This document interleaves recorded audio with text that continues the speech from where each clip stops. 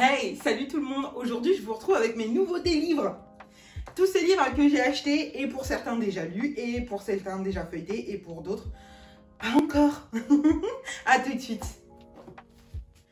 Alors, le premier livre que j'ai envie de vous présenter aujourd'hui, c'est Les mésaventures d'une meuf noire maladroite, aux éditions Omax Book et Roots Éditions, voilà, de Issa Rae, ou Ray, je ne sais pas comment on prononce, je m'excuse déjà d'écorcher le nom de l'autrice.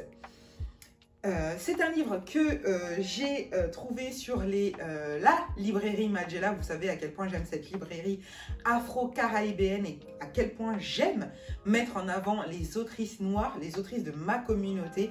C'est quelque chose qui me tient énormément à cœur. C'est pour ça que dans chacune des sélections livres que vous allez retrouver, il y aura au moins, je l'espère, au moins à chaque fois une autrice noire. Mais ça, vous le savez déjà. Donc, je vais vous lire ce qu'on en dit. Et il est au prix de 12 €. Voilà. Je suis maladroite et noire. Quelqu'un m'a dit un jour que ce sont les deux pires choses que l'on puisse être. Elle avait raison. Par où commencer? Je vous dis juste ça. Il paraît qu'il est très drôle. Je vous invite à le lire. Je ne peux pas vous en dire plus parce que moi, je n'ai pas encore lu ce livre. Mais vraiment, j'ai trop hâte de m'y plonger et de voir ce que ça donne. Hop là.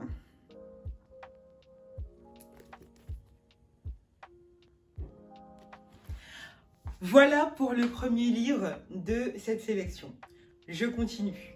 Le second livre que je vais vous présenter, il s'agit de Witch Please de Jack Parker, illustré par Digli, grimoire de sorcellerie moderne, aux éditions J'ai lu Bien-être, qui est au prix de 7,80 €, que ça faisait un moment qui me faisait de l'œil et que j'en avais envie. Et quand je l'ai trouvé dans mon Cultura à côté de la maison, ben, j'ai sauté dessus et je l'ai acheté. Donc, je vous le montre.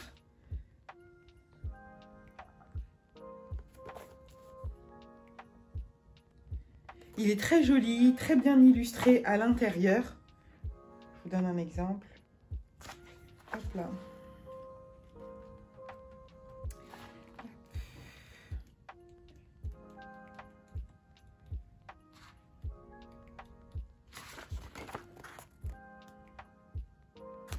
Et je vais vous lire ce qu'on nous dit dessus. Donc, un nouveau mouvement est en pleine expansion, celui de la sorcellerie moderne, celle qui s'adapte au changement de la société, des mentalités, aux nouvelles générations qui sont en train de modifier complètement la face du monde. La sorcellerie est un moyen la sorcellerie est un moyen de rendre sa vie plus chouette et de reprendre le pouvoir d'agir. Ce grimoire est un point de départ qui vous donnera des clés, des pistes, des idées. Et c'est à vous d'en faire ce que vous voulez pour adapter votre pratique à votre personnalité. Osez, car ce pouvoir est le vôtre. Les bases, quelle sorcière êtes-vous, pardon? Qu'est-ce qu'un sort? Les éléments, la pratique, la divination, sorts et rituels et bien d'autres choses encore. Donc, vous savez que c'est un sujet qui m'intéresse depuis depuis un an maintenant. Ça fait un an que j'ai commencé à m'y intéresser et à pratiquer des petites choses.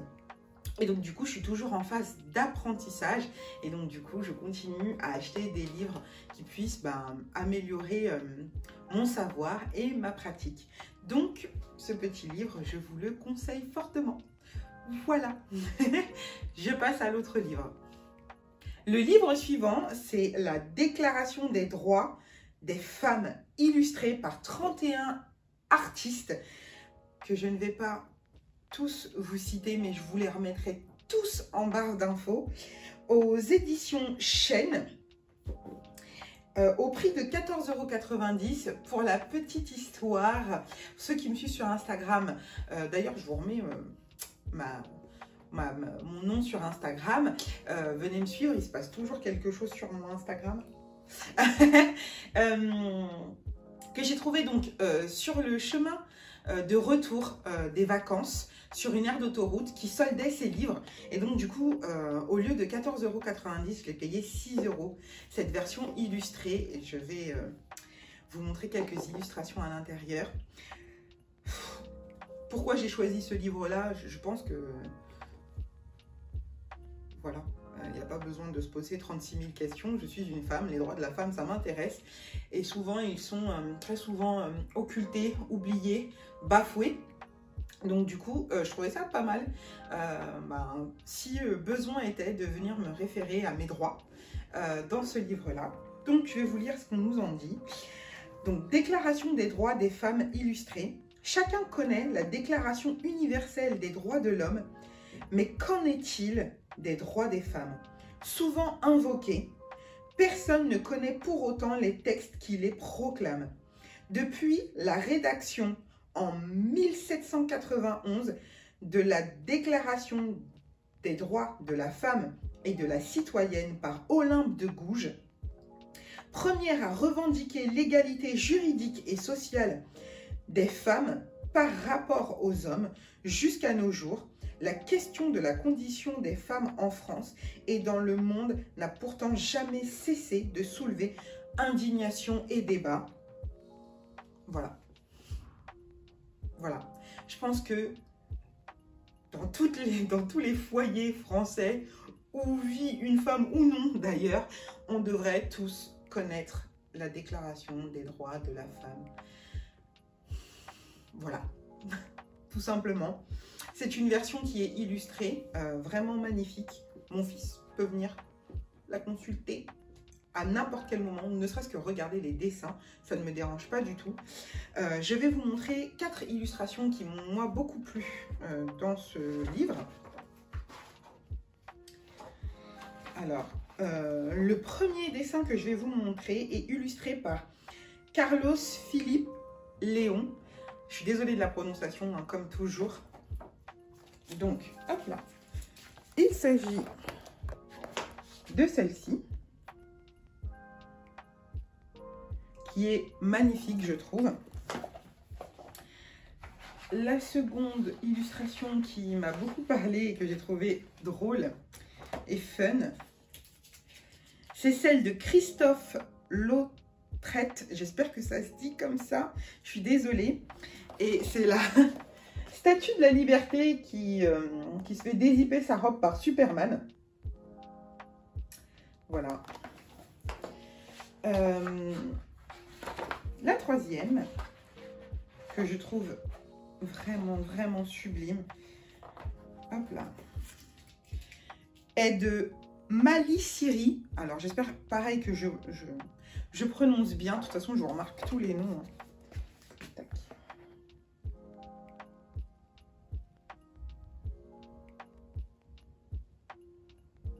Vraiment magnifique. Et la dernière, que j'ai beaucoup, beaucoup aimée aussi, qui est de Wissem Boutaleb J. Voilà, j'espère encore une fois que je prononce bien. C'est celle-ci. Donc, voilà pour ce livre que tout le monde devrait avoir à la maison. On passe au prochain.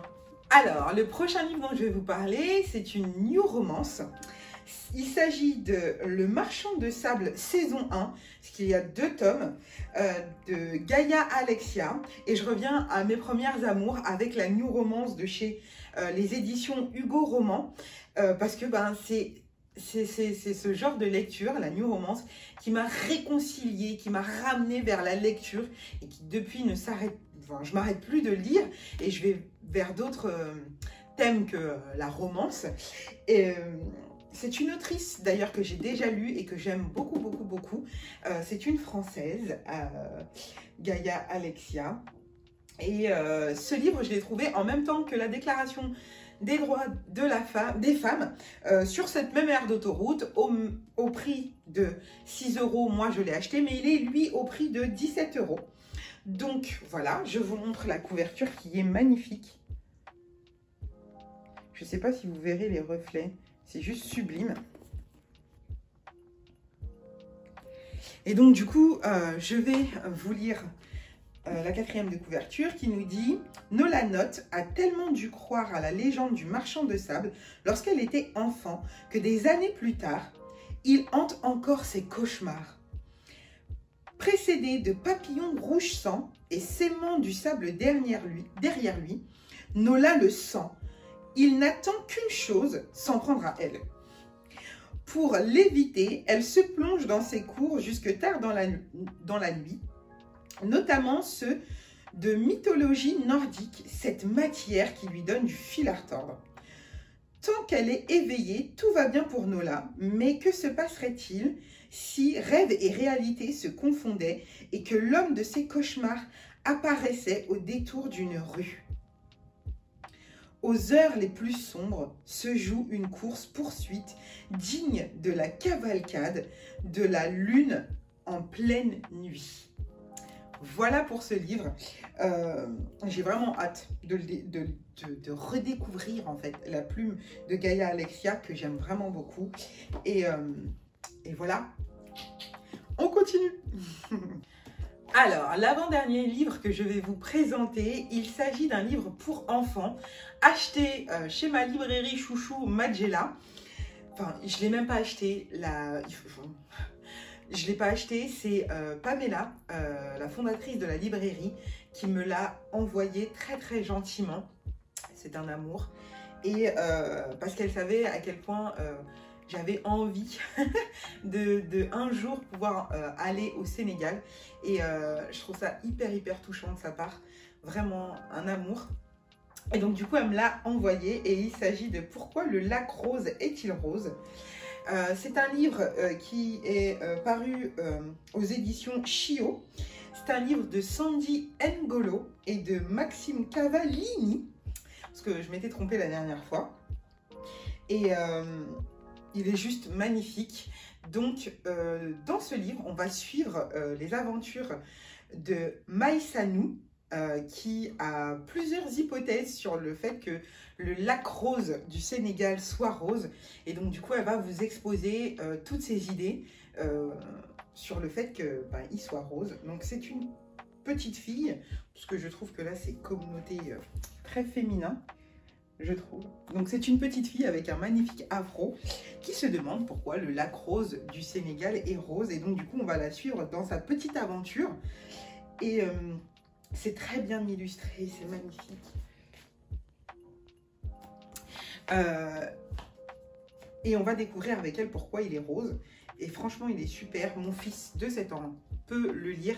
C'est un livre court, écrit gros, avec des phrases courtes. Et franchement, il peut le lire tout seul. C'est ce que j'aime beaucoup dans les éditions Chio. Il n'est pas cher du tout, il est au prix de 10 €. Donc je vous remettrai tous les liens de tous les livres que je vous ai présentés en barre d'infos. Et je peux que vous le conseiller, il est vraiment super. Et dedans, à la fin, l'autrice nous parle du Sénégal, de ses traditions, de ses vêtements, de ses habitations, de ses plats, du climat. Et elle nous fait aussi un petit listing des autres lacs roses que l'on peut trouver sur notre magnifique planète. Donc voilà pour ce livre, vraiment magnifique et pas cher du tout pour nos enfants et même pour nous en fait, parce que moi je le lis pour moi d'abord et après je le prête à mon fils.